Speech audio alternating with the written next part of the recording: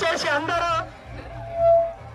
కుల సంఘాల వాళ్ళు కలిసే వాళ్ళు ఉన్నారు, కుల సంఘాలు కలిసే వాళ్ళు ఉన్నారు. దయచేసి వెళ్ళకండి.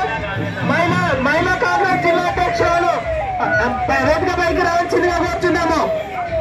వర్కింగ్ ప్రెసిడెంట్, మహిళా సంఘం వర్కింగ్ ప్రెసిడెంట్ గారు, మహిళా అధ్యక్షురాలు గారు వేదిక పైకి రావాల్సిందిగా కోరుతున్నాము. దయచేసి సీనియర్ నాయకులు మరియు పట్టణ అధ్యక్షులు చింతరిపుల కిషోర్ గారిని, వర్కింగ్ ప్రెసిడెంట్ అన్న వెహికల్స్ అంటే కూడా ముందు రండి. దయచేసి చాలా వెహికల్స్ ఉన్నాయి, సహకరించాలని కోరుకుంటున్నాను. నాకు ఈ గడ్డ మీద ములుగు మీద ఒక ఆడబిడ్డగా ఇచ్చినందుకు మీ యొక్క రుణం తీర్చుకోవడానికే అమ్మ సోనియమ్మ, రాహుల్ గాంధీ గారు, మల్లికార్జున్ ఖర్గే గారు, ప్రియాంక గాంధీ గారు, మా సోదరుడు సీఎం రేవంత్ రెడ్డి గారు, మరి కాంగ్రెస్ పార్టీ నాయకత్వం అందరూ కూడా నాకు ఒక మంచి శాఖను కూడా ఇవ్వడం జరిగింది. గ్రామాల అభివృద్ధికి ఒక అవకాశం ఇవ్వడం జరిగింది. ఆ అవకాశాన్ని మన నియోజకవర్గంతో పాటు మన నియోజకవర్గం లాగానే వెనుకబడి మరి ఈ రాష్ట్రంలో అనేక నియోజకవర్గాలను కూడా వెనుకేసినటువంటి చరిత్ర ఈ టిఆర్ఎస్ ప్రభుత్వంది. కేవలం నియోజకవర్గాల అభివృద్ధి అంటే సిద్దిపేట, సిరిసిల్ల, గజ్వేల్ అనేటువంటి నమూనాలో చూపించారు తప్ప ఏ ప్రాంతాలకు వాళ్ళ యొక్క 3 నియోజకవర్గాలతో సమానంగా నిధులు ఇవ్వలే. కాబట్టే ఇంకా రాష్ట్రంలో అంతరాలు ఉన్నాయి. రోడ్డు లేని గ్రామాలు ఒక దిక్కున్నాయి, తాగునీటి లేనటువంటి పరిస్థితి ఒక దిక్కుంది, మరి కరెంటు లేనటువంటి గ్రామాలు అనేకం ఉన్నాయి. కానీ వాళ్ళు మాత్రం కొన్నిటిని మాత్రమే చూపించి మేము రాష్ట్రం అంతా ఇచ్చేసినాం అని చెప్తున్నారు. ఒక్కసారి ఆదిలాబాద్ నుంచి అచ్చంపేట వరకు ఈ గోదావరి పరివాహకంతో పాటు ఇంకా మరి దక్షిణ తెలంగాణలో ఉన్నటువంటి అనేక ప్రాంతాలను చూస్తే వాళ్ళకి తెలుస్తుంది ఇంకా అభివృద్ధి చెందినటువంటి గ్రామాలు ఎన్నున్నాయో, నియోజకవర్గాలు ఎన్నున్నాయో. కాబట్టి ఖచ్చితంగా రాబోయేది మన యొక్క కేంద్రంలో కూడా కాంగ్రెస్ ప్రభుత్వం రాబోతుంది.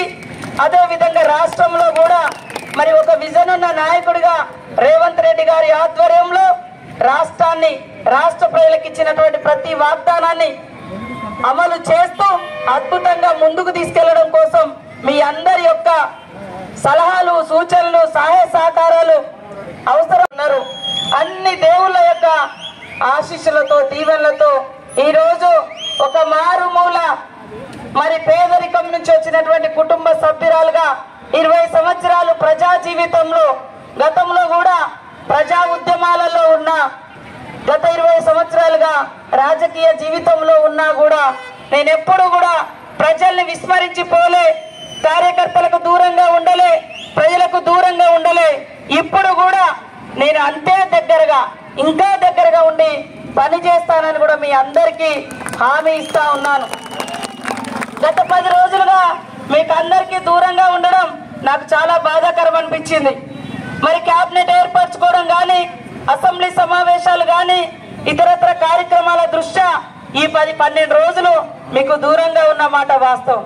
కానీ నా మనసు ఎప్పుడు ఈ ములుగు గడ్డ మీద రావాలి అటువంటి ఈ రోజు నేను అత్యంత సంతోషంతో మీ అందరితోటి కలవడం నాకు చాలా మరి ఎంతో ఊపిరి పీల్చుకున్నట్టుగా, ఎంతో బలం వచ్చినట్టుగా ఇక్కడ గడ్డ మీదకి రాగానే మన యొక్క మీరు ఇచ్చినటువంటి భరోసా నాకు ఎల్లవేళలా ఉంటుందని నేను కూడా మీ అందరి కుటుంబ సభ్యురాలుగా ఉంటూ ఈ నియోజకవర్గ అభివృద్ధికి ఎనలేని కృషి చేస్తూ మీ యొక్క సూచనలు, ప్రజల యొక్క సూచనలు, ప్రజల యొక్క అవసరాలు, అధికారుల యొక్క సూచనలు, మరి పత్రికా మీడియాల ద్వారా వచ్చేటువంటి సమస్యలు అవన్నింటిని కూడా పరిగణలోకి తీసుకొని ఇచ్చిన మాటతో పాటు మరి ఇంకా ఏమేమైతే సమస్యలు మన దృష్టికి రాని ఉన్నాయో అవన్నింటిని కూడా పరిష్కరించుకుంటూ ముందుకెళ్తానని కూడా మీ అందరికీ తెలియజేస్తా ఉన్నాను.